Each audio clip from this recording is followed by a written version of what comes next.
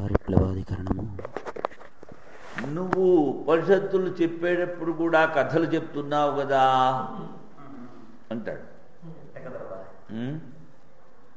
జానశ్రుతి కథ చెప్పావు, సత్యకామ జాబాలుడి కథ చెప్పావు, ఉపకోసుడి కథ చెప్పావు, దారదుడి కథ చెప్పావు, ఇంద్రుడు వీరోచనుడి కథ చెప్పావు.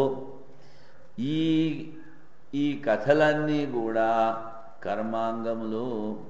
ఏమిట్రా కర్మాంగం అంటావంటే వాడంటాడు, యజ్ఞం ఎవడైతే చేస్తున్నాడో ఆ యజమానురాలు ఆ యజ్ఞంలో పాల్గొన్న వాళ్ళందరికీ ఆ ఋత్విక్ రాత్రిపూట కొన్ని కథలు వినిపించాలి. అది కర్మాంగం. అదేవిధంగా నీ వేదాంతంలో కూడా కథలు ఉన్నాయి కానీ ఇదంతా కర్మాంగము. చూడు ఎక్కడి నుంచి ఎక్కడ తీసుకొస్తాడు. అంటే దీనికి సమాధానం ఏమిటి అంటే, ఏ యజ్ఞానికి అంగంగా ఏ పోషణ చెప్పారో అదే చదవాలి. అంతేకాని ఈ కథలు తీసుకెళ్ళి అక్కడ ఓడిద్దామంటే కుదరదు. ఇక్కడ శ్వేతకేతు కథ ఇలాంటివి ఎందుకు చెప్పారంటే తేలిగ్గా అర్థం అవడానికి చెప్పారని ఆయన, అంతేకాని ఇవి కర్మాంగములు కావు. అది ఇక్కడ సమాచారం కదా. పారిప్లవాధికరణము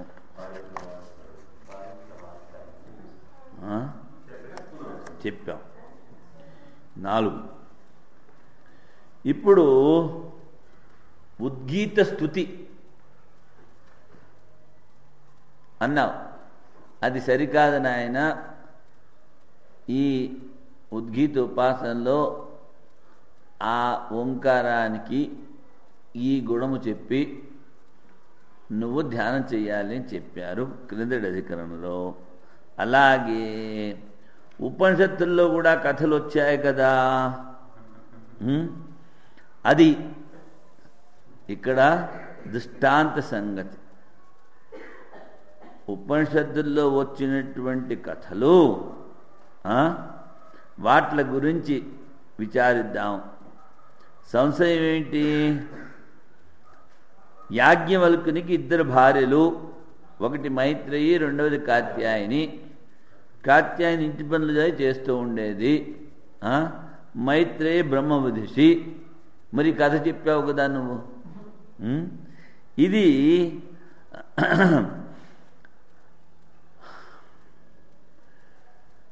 అక్కడ ఎక్కడ యజ్ఞంలో ఆ కథల పేరు పారిప్లవంలో ఉంటారు. అదేవిధంగా ఈ కథలు కూడా పారిప్లవములు అంటాడు పూర్వపక్షి. ఆఖ్యాన సామాన్యత, అది కథే ఇది కథే. అందుకని నువ్వు కూడా వేదాంతం అంతా మా కర్మకాండకి అంగము. బస్ నువ్వు కథలు చెప్తున్నావు వేదాంతంలో. అందుకని పారిప్లవం సిద్ధాంతం అంటాడు, బాబు మొదటి రోజున మనుర్వైవస్వతో రాజా అని అక్కడి నుంచి మొదలుపెట్టి చెప్పాలి. రెండో రోజున యమో వైవస్వతో రాజా అని రెండో రోజున అక్కడి నుంచి మొదలుపెట్టి చెప్పాలి మీ పారిప్లవం. అందుకని అవి కర్మశేషములు. ఉపనిషత్తుల్లో వచ్చినవి కర్మశేషములు కావు.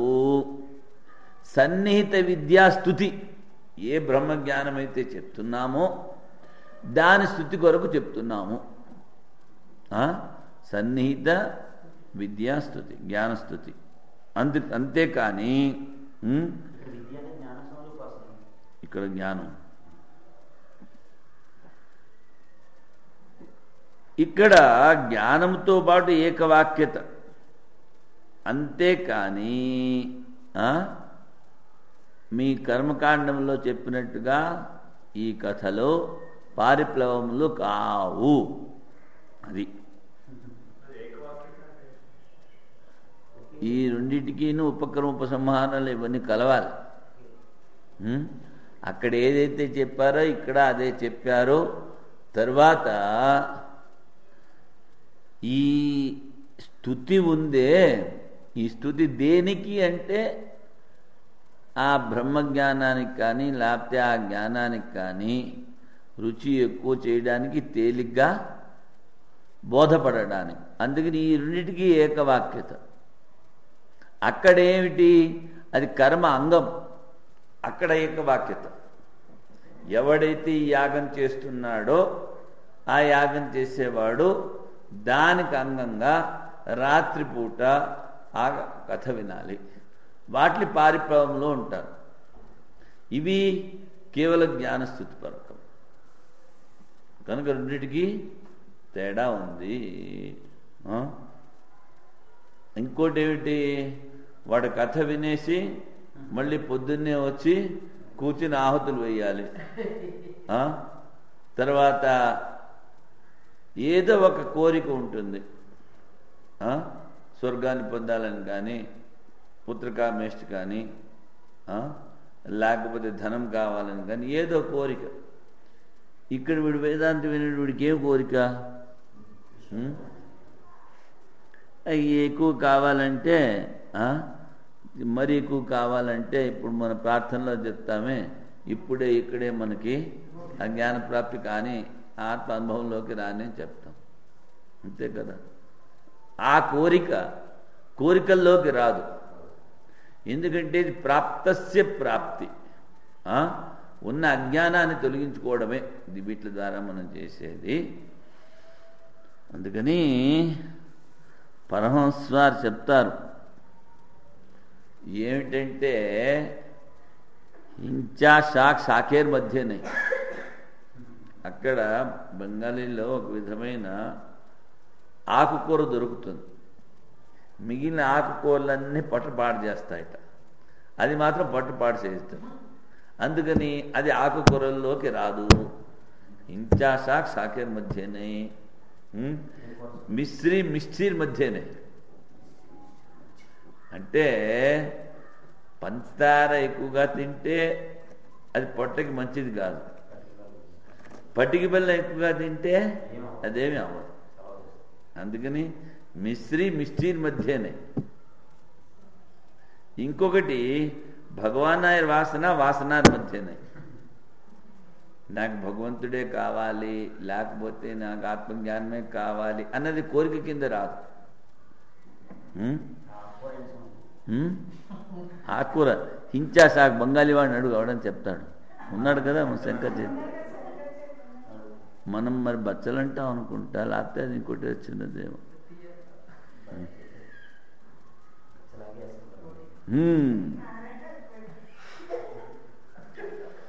అతః యాజ్ఞవల్కస్య ద్వే భార్యే బభూవతు. యాజ్ఞవల్కుడికి ఇద్దరు భార్యలని చెప్పావు. జనకో వైదేహ ఆసాన్ చక్రే.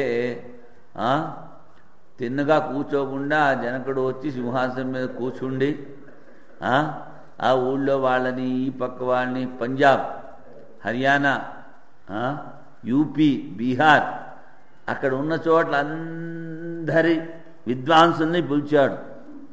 పిలిచి వాళ్ళ మధ్యలో దెబ్బలాట పెట్టాడు. ఏమిటంటే, మీరందరిలో ఎవరైతే పెద్ద బ్రహ్మజ్ఞానం వాడి ఆవుని పట్టుకోండి. 1000 ఆవులు, ఒక్కొక్క ఆవు తల కొమ్ముకి 10 తులాలు 10 కాసులో బంగారం కూడా కట్టాడు. మరి బంగారం కడితే ఎవడు ఊరుకుంటాడు? ఈ విధంగా నువ్వు కథలు చెప్పావు కదా. ఇత్యాదికం ఉపనిషది సూర్యమాణం ఆఖ్యానం పారిప్లవార్థం భవితుమర్హతి. ఇవి పారిప్లవములు. ఎందుకంటే అశ్వమేధ యాగములో రాత్రిషు రాజానం సకుటుంబం ఉపవేశ్య, అశ్వమేధ యాగం రాజు చేస్తాడు, క్షత్రియ రాజు. వాడు వాడి కుటుంబాన్ని అందరినీ కూర్చోబెట్టి తస్య అగ్రే వైదికాని ఉపాఖ్యానాన్ని అధ్వర్యుణా వక్తవ్యాన్ని, ఆధ్వర్యుడు ఆ వేదంలో చెప్పినటువంటి కథలు వినిపించాలి. తదిదం పారిప్లవాఖ్యం కర్మ పారిప్లవం ఆచక్షీత. పారిప్లవాన్ని ఇప్పుడు చెప్తున్నాను అంటాడు ఆధ్వర్యుడు. ఇది వాక్యేన విహితం. తదర్థత్వే సతి ఔపనిషదాఖ్యానాన్ని అనుష్ఠానాయ ఉపయుజ్యేరన్. అదేవిధంగా ఈ ఉపనిషత్తులో చెప్పినటువంటి కథలు కూడా అనుష్ఠానానికి ఉపయోగిస్తాయి.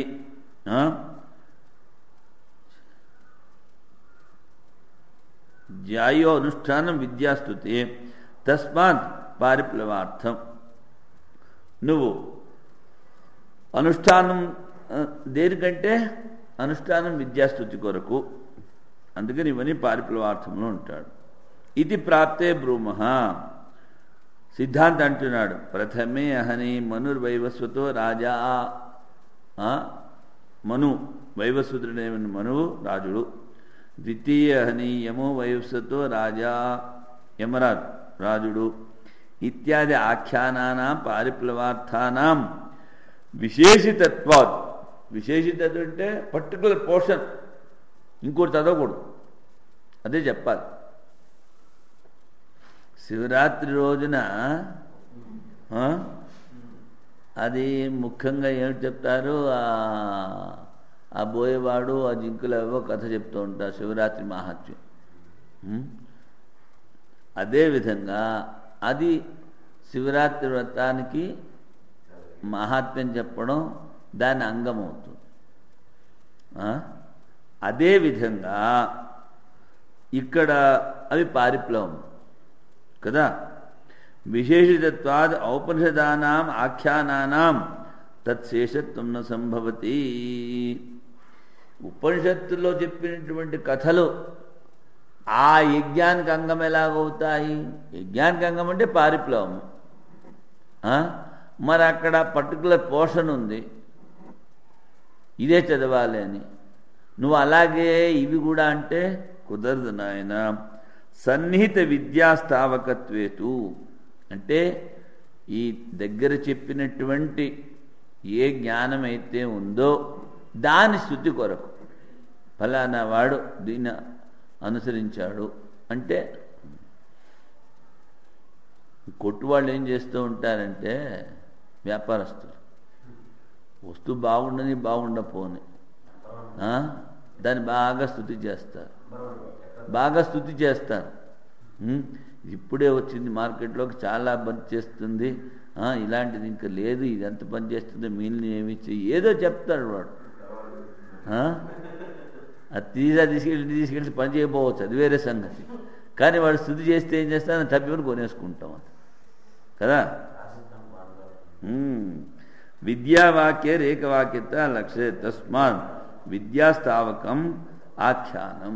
విద్యాస్థుతి కొరకు నాయన ఇక్కడ పారిప్లవంలో కాదు.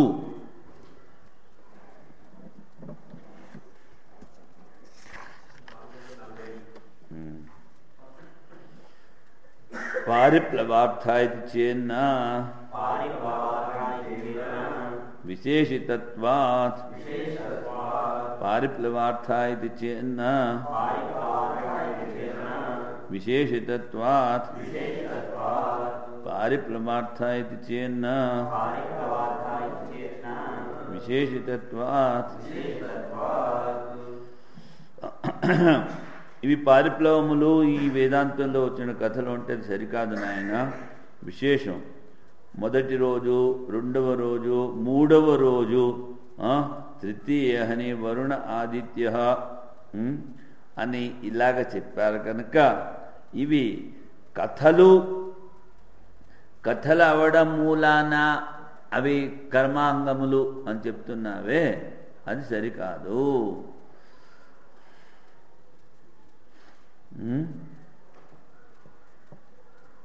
ఇవన్నీ కూడా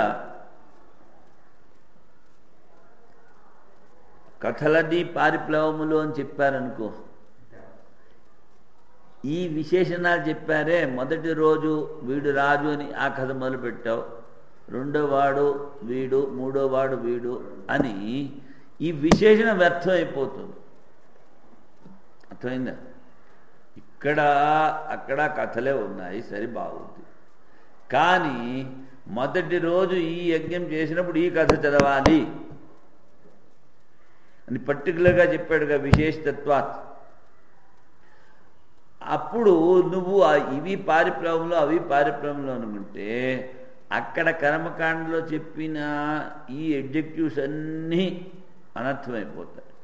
మొదటి రోజు ఇదే చెప్పాలి, రెండో రోజు ఇది చెప్పాలి, ఈ విశేషణాన్ని వ్యర్థం, ఈ విశేషణం వ్యర్థం కాకూడదు అంటే ఇవి అక్కడికి అంగము. ఆ రోజున యజ్ఞం చేసినప్పుడు ఆ కథ చదవాలి. ఇవి అలాగా కాదు, ఇవి బ్రహ్మ విద్యా స్తుతిపరకంలో. తథాచ ఏకవాక్యత ఉపలంభాత్ ఉపబంధాత్ తథాచ ఏకవాక్యత ఉపబంధాత్ తథాచ ఏకవాక్యత ఉపబంధాత్ తథాచ ఏకవాక్యత ఉపబంధాత్. ఇవి పారిప్లవములు కాదు నాయన. ఎందుకని? సన్నిహిత విద్యాస్తుతయే. ఇక్కడ చెప్పినటువంటి ఆత్మజ్ఞానం ఏదైతే ఉందో దాని స్తుతికని చెప్పారు. కుతః ఏకవాక్యత ఉపబంధాత్. మైత్రేయి బ్రాహ్మణంలో ఆత్మవారే ద్రష్టవ్య అని మొదలుపెట్టారు. అదేవిధంగా అనయా విద్య ప్రతర్దని ప్రాణోస్మి ప్రజ్ఞాత్మ. అలాగే ప్రతర్దన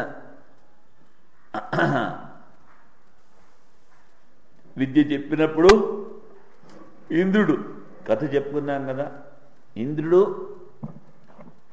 ఆ ప్రతర్దనుడు అనే రాజుకి నేను జ్ఞానిని, నన్నే ఉపాసించి ప్రాణరూపంతో, నేను ప్రాణరూపమును, నేను ప్రజ్ఞాత్మను. జ్ఞానశృతి అక్కడ వాయుర్వావ సంవర్గ. వీట్లతో ఈ కథలు, ఈ జ్ఞానము చెప్పినప్పుడు దానికి స్తుతిపరంగా చెప్పారు, అంతేకాని ఇవి పారిప్లవంలో కావు.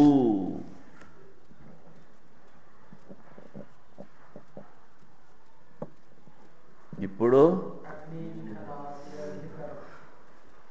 అగ్నింధనాధికరణము